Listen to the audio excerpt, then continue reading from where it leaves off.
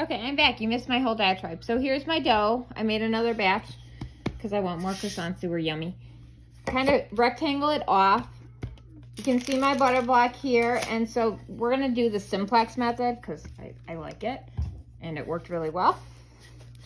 So my dough is cold. I retarded it overnight. Or by now it's been like 20 hours.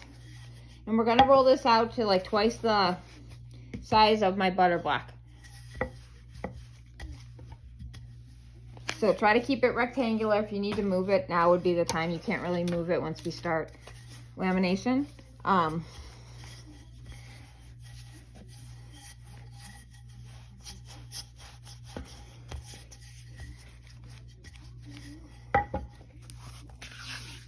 When you're laminating, you want to, my dough is cold, so my butter is not room temp. It's probably like 65 degrees or whatever air temp is in my house. Chicago has been nice lately, so we're kind of taking advantage of that weather, but I needed it to be softened, and this was the way to do it. And I did not have enough time to laminate this morning, so I did not. So when you laminate, super important, and I know I stress it enough, to make sure the dough is rectangular. Make sure that your butter block fits in there. If your dough stops moving on the bench, it probably means it needs a little bit of more flour. So you can see my butter block is like creeping a little bit past, so I'm just going to roll a little bit wider. But the width, the length of it is good. So there we go. I'm gonna peel the parchment back. And then I'm gonna put my butter block on half the dough, edge to edge. If you have a little bit that's gonna leak, you can just fold it up. Okay, again, this is the simplex method. I think I explained French and English in the packet, but this is just a really quick way, and this is how I did it in the other video.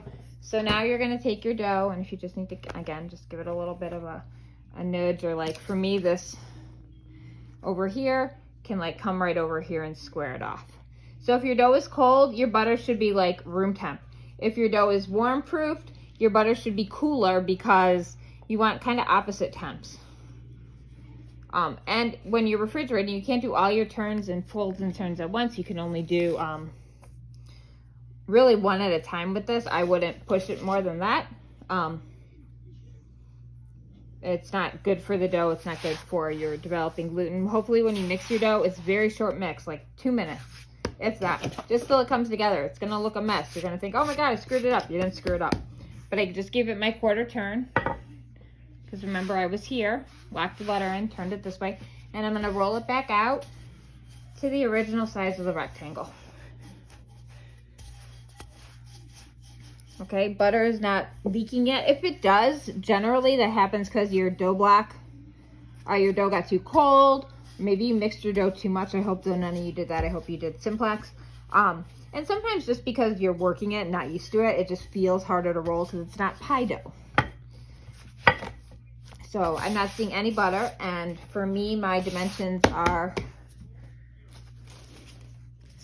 the sewing table. It's a croissant table. Are like 11 by 17. So this isn't a turn per se. It doesn't count. This is the lock into the butter. So I'm going to bring my thirds. And again, we're trying to keep it even. And then my other one's going to come back over. And you can stop it right here because you've locked your fat in, which is what I would do. Some people like to kind of do a quick turn in here if you can, but regardless, you would. If you're going to do that and you feel daring, I wouldn't beginning of it. But you can, what you can do is take your rolling pin and kind of like make like an egg crate, and that sometimes helps, and then come back in the center. And then roll it back out to that rectangle of 11 by 17. And then I would be doing 2 more turns. And I'm going to retard this overnight. Or if you finished earlier, I know, Sandra, you finished early. you can go ahead and do your shaping in the same day.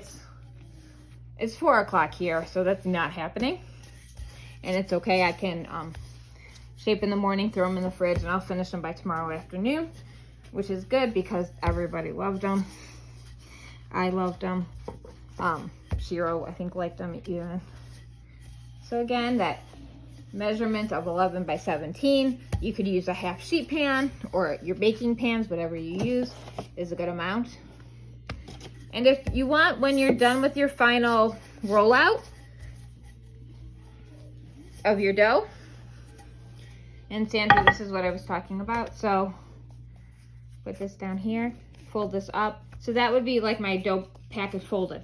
When you go to roll your doughs out for shaping, undo your book and go like this. It's a lot easier to work with because you're already thinner, okay? I learned my lesson the first time again in making these, is that not the bestest of my ideas to like try to take a big book of dough like this down to 1/4 of an inch. So if you open the book up, you'll have an easier time rolling. This last bit doesn't really solidify, cement. You're not taking away layers. You're still gonna have plenty of layers in your dough, in your shaping. Remember to measure, cut evenly, chill between, work with half the dough at a time maybe, and I'll talk to you guys soon. Bye.